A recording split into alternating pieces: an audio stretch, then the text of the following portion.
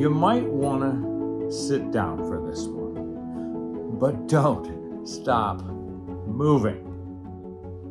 I want to talk about the virtual space and how to be dynamic in this space, because you spend a lot of your time in virtual meetings, in hybrid meetings, and orchestrating people who are in a room and also not in a room.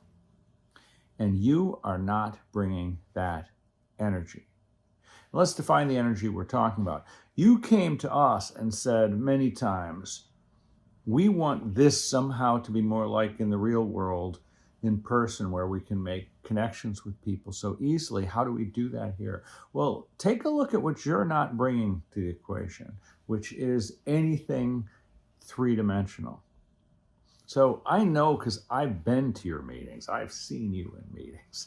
And what you do is you plant yourself and you flatten your energy. You usually relax, sometimes hands on your desk. And then you look down because you're looking at the lens. And then you stop moving. And then all we've really got going is a portrait of you board with moving lips.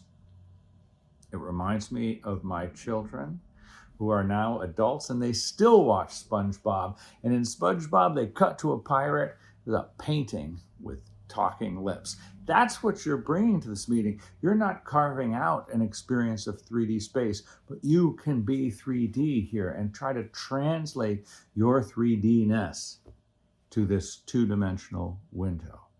So the same rules apply in a more limited way that apply to a presenter. When I'm on stage presenting, I'm constantly changing things. Doesn't necessarily mean I'm constantly moving. It's that I'm moving and then I'm stopping. I'm gesturing and then I'm not gesturing. I'm raising my voice and then I'm pulling you in with quiet. Notice how I'm moving in here. I can turn my chair a little bit and I can show you different postures, different sides of me. I can also lean in to increase intensity, and I can step back to relax. These are the things that presenters do, and they have to happen here because your two-dimensional window is boring. And why is that important? Well, interestingness is part of engagement, and what everyone complains about, including you, is that people aren't engaged like you want them to be on the virtual space. Well, hey, you have to be alive to engage them. You have to be interesting to engage them.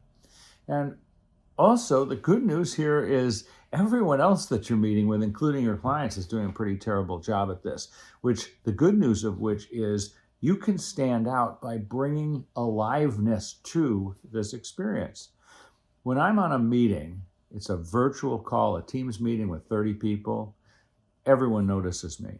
Now, I'm being careful. It's not like I'm waving my hands and trying to get attention. I'm somewhat cautious about having my hands too close to the camera. I try to rein it into the space, but I'm alive in this space and I am seen.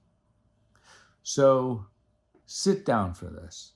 Don't take it lying down, but don't stop moving. Be in your virtual space and be in an alive way so that you can create an experience that engages your meeting audience.